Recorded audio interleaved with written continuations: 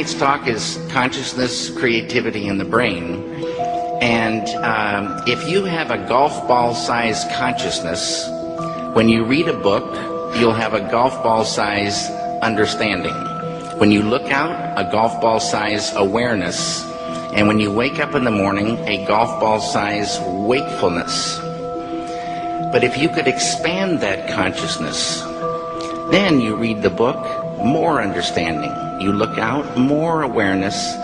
And when you wake up, more wakefulness. It's consciousness. And there's an ocean of pure, vibrant consciousness inside each one of us. And it's right at the source and base of mind, right at the source of thought, and it's also at the source of all matter. There is no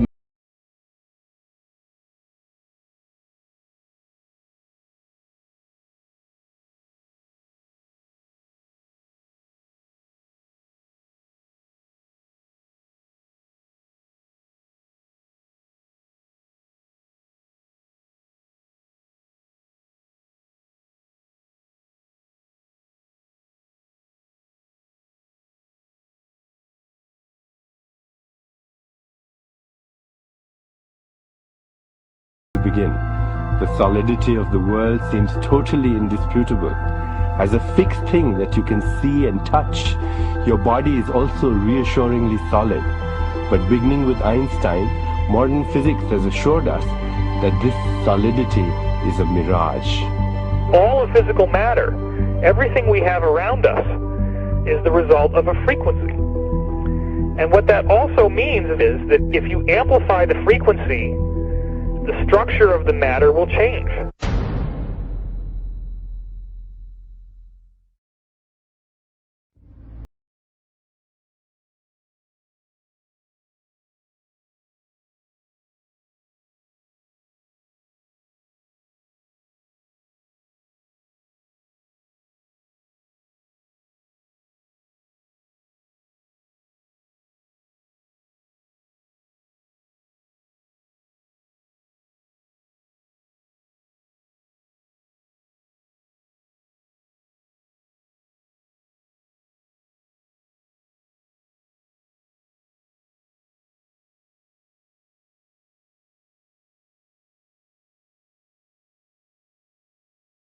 About to see has no characters, it has no people.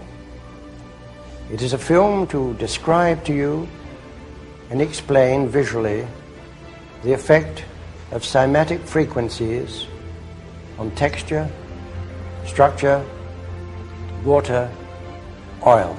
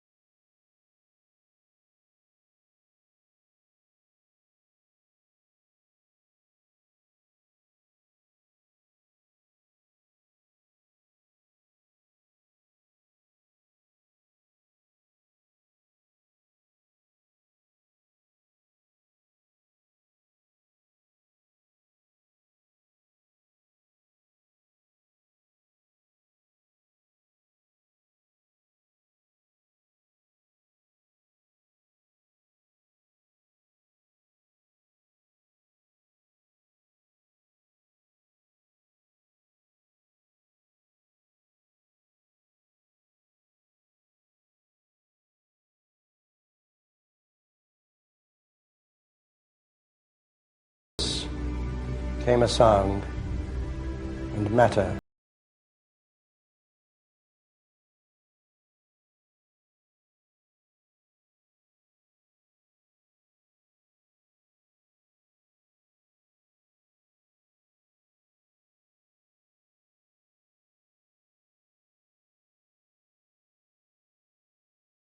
We can also use different shapes of plate. Here we have a triangular plate with a crystal attached to its underside and produce a sonorous figure. We change to a higher note and see a rather more complicated figure.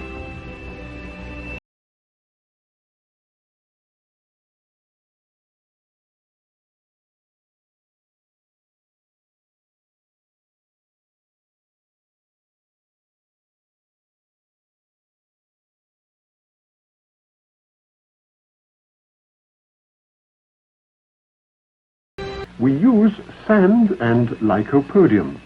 The lycopodium moves to the center of the fields and takes up circular shapes.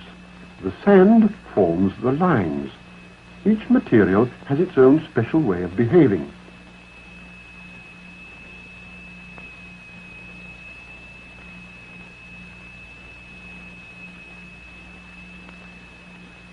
Lycopodium alone, a sonorous figure, transition to a mobile flowing phase,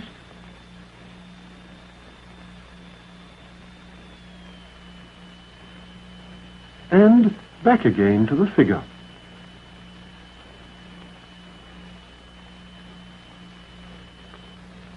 The sonorous figures represent stationary waves, but now we can also observe moving waves.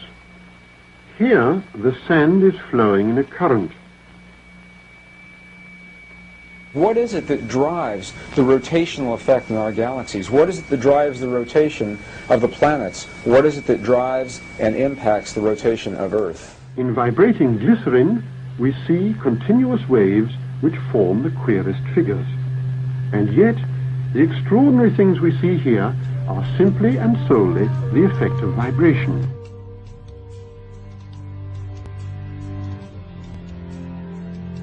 Now, what we've seen up until now are single signals, single frequencies projected in the matter. And what you're seeing here now are interference patterns of 2 or more frequencies resulting in a pulse. The pulse of the human heart, the pulse that drives the blood through the veins in your bodies. What is your heart responding to? Where does that pulse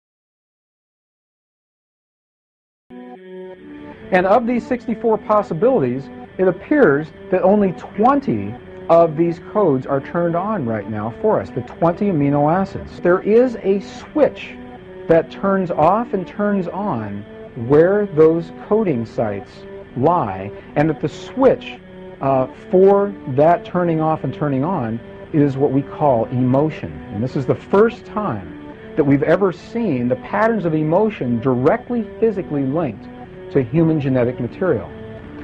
Well, fear is a long, slow wave of emotion. So this wave of fear is a long, slow wave and touches relatively few sites on this DNA. So an individual living in fear is limited to the number of antennae that they have available to them,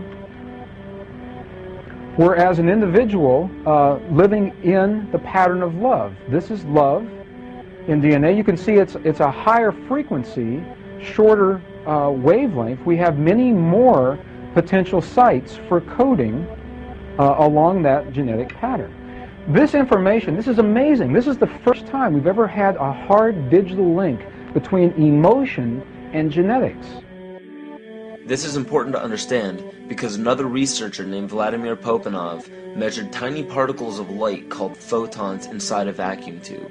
The photons were scattered as expected. A sample of DNA was then entered into the vacuum tube and they measured the photons again. They found that the particles of light aligned themselves along the axis of the DNA. Then, as they removed the DNA sample, the photons remained aligned to the same form of the DNA even though no DNA was present. This is what is known as the phantom DNA experiment. Science has now bridged a very important gap between physical and ethereal, or spiritual. Our emotions directly affect the structure of our DNA, which directly shapes the physical world we experience every day. So the messages left by the ancients that we've explained here were more than just prophecies about a one-world government or a new world order. We now understand why the study of the heavenly bodies were so important. The rotation and orbit of all that makes up our universe serves as a clock to map changes and transitions. This helped the ancients understand that the change of the heavenly bodies were a mirror to the changes of all existence. John Sakeley, Department Chairman, Chemistry, University of California, Berkeley, showed that DNA acts as an antenna for cellular upregulation. The primary function they taught us about what DNA is about, it's a receiver and transmitter of photons, light and phonon sound. For what? Cellular upregulation, meaning that their water molecules, the pyramid power around the DNA spiral energizing strands, are taking in the spiritual energy of love vibrations and then sending it out for manifesting, precipitating in a quantum field, the physical matter of the body. These are hertz, frequencies, or cycles per second that the musicians can retune their instruments to play and experiment with. Why? Again, these are the Creator's musical scale, the original solfeggio, buried for 3,000 years in the Bible. So the ancient priests who knew how to levitate the huge stones for the building of the pyramids, and the Masonic knowledge that predated ancient Egypt, the ability to have this information, these frequencies, serve the function of creation, destruction, and miracles on behalf of the empowered people who had access to this knowledge. I say that because of this metaphor.